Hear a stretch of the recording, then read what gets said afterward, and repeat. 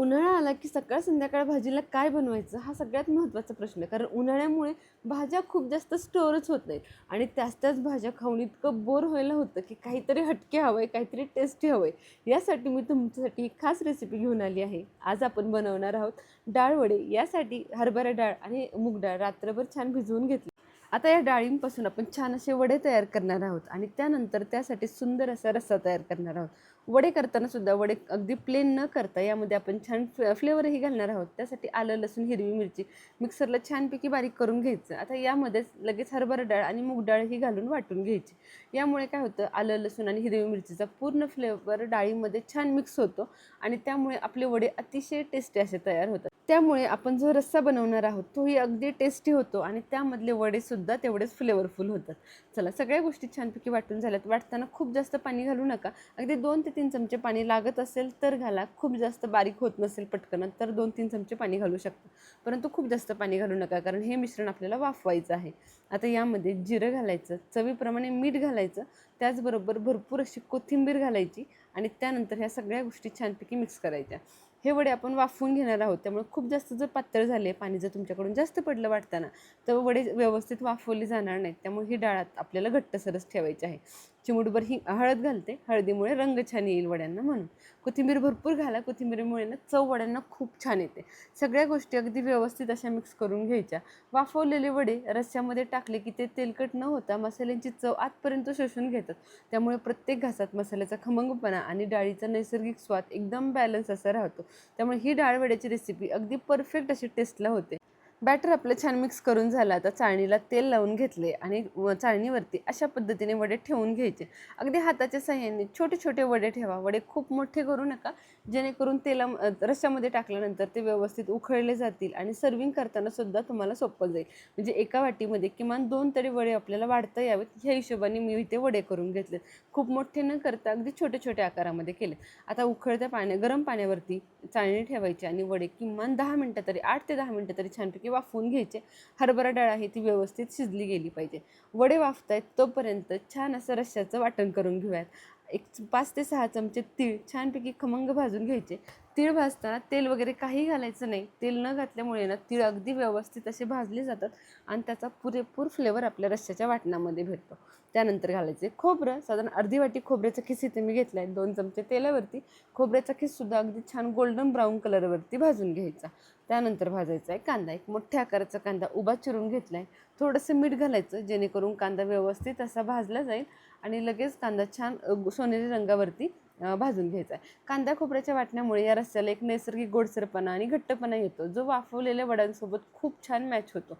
ही पद्धत गावाकडची पारंपरिक आहे, जिथे कमी तेलामध्ये पण जास्त चव आणि पौष्टिकता मिळवणारे पदार्थ केले जातात.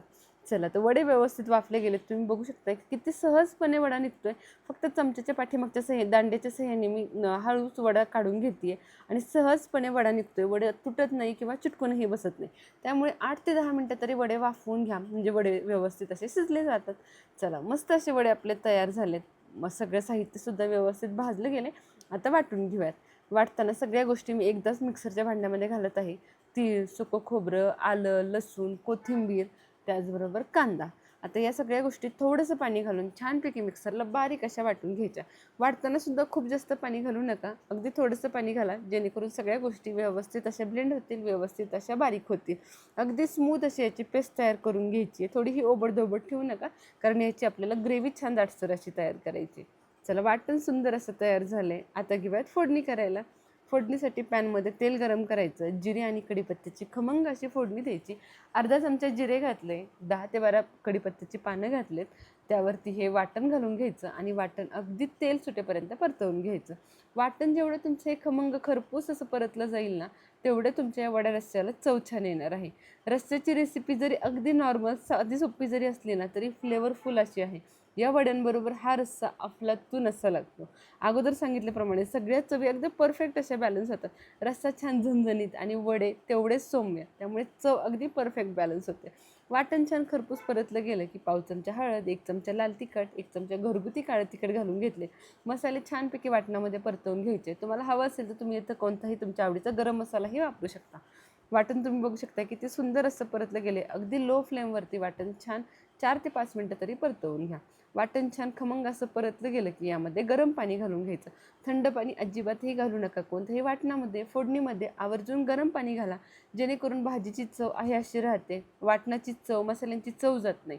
त्यानंतर चवीप्रमाणे मीठ घालून घ्यायचं.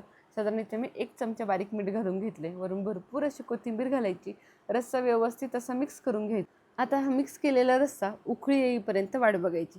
छान दणदणीत अशी पहिली उकळी आली की यामध्ये हे वडे सोडायला घ्यायचे.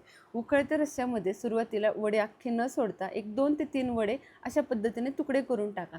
यामुळे रस्सा छान दाटसर तर होतो, परंतु या वड्यांची टेस्ट आपल्या रश्श्यामध्ये एकजीव झाल्यामुळे ना रस्सा अजून चविष्ट होतो. चला 2 ते 3 मी वडे इथे तुकडे करून या रश्श्यामध्ये टाकलेत. त्यानंतर बाकीचे सगळे वडे आहे असे अख्खे सोडून घ्यायचे आणि रस्सा वड्यांबरोबर किमान 3 ते 4 मिनटं तरी छानपैकी उकळून घ्यायचं. यामुळे मसाल्यांचा सगळ्यात छान फ्लेवर आपल्या वड्यांमध्ये एकजीव होतो. आणि सगळ्यात महत्त्वाची गोष्ट म्हणजे रश्श्यामध्ये जरी तुम्ही वडे छान उकळून घेतले तरी वडे अजिबातही मऊसूद पडत नाहीत किंवा तुटत नाहीत. आहे असे वडे अख्खेचे अख्खे राहतात. अजिबातही त्यांना काहीसुद्धा होत नाही. चला, सुंदर असा गरमागरम हा वडा रस्सा मी सर्व करून घेतलाय. वरती मी सर्विंगसाठी 2 वडे अख्खे ठेवून घेतले जे रश्श्यामध्ये मी टाकले नव्हते. सुंदर असा हा वडा रस्सा तुम्ही सुद्धा या पद्धतीने नक्की ट्राय करून बघा. एखाद्या नॉनव्हेजच्या भाजीला सुद्धा मागे सारेल इतका चविष्ट असा हा वडा रस्सा तयार होतो. कशी वाटली रेसिपी मला कमेंट सेक्शनमध्ये नक्की सांगा. रेसिपी आवडली असेल तर लगेच व्हिडिओला लाईक करा, बनवायचं असेल तर सेव्ह करा, कोणाकडून बनवून घ्यायचं असेल तर शेअर करा आणि अशा झणझणीत चमचमीत रेसिपींसाठी शुभज्योत रेसिपी चॅनलला सबस्क्राईब करा. धन्यवाद.